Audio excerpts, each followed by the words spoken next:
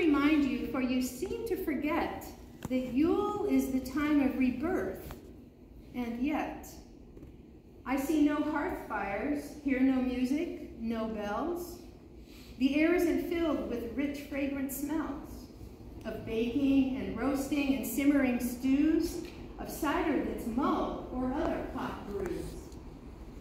There aren't any children at play in the snow or houses lit up by candles' glow. Have you forgotten, my children, the fun of celebrating the rebirth of the sun? She looked at the Fey folk, her eyes going round as they shuffled their feet and stared at the ground.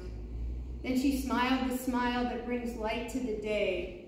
Come, my children, she said, let's play. They gathered the mistletoe, gathered the holly, threw off the drab and drew on the jolly. They lit a big bonfire and they danced and they sang. They brought out the bells and clapped when they rang.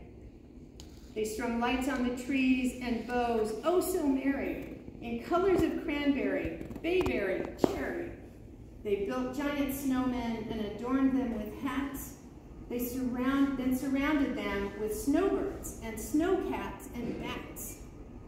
Then just before dawn, at the end of their fest, before they went homeward to seek out their rest, the Fey folk they gathered round their favorite oak tree and welcomed the sun beneath the tree's finery.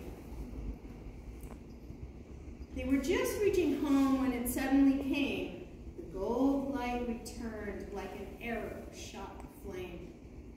It lit on the treetop where they could see from afar. The golden-like sphere turned into a star. Old Crochus smiled at the beautiful sight. Happy Yuletide, my children, she whispered. Good night.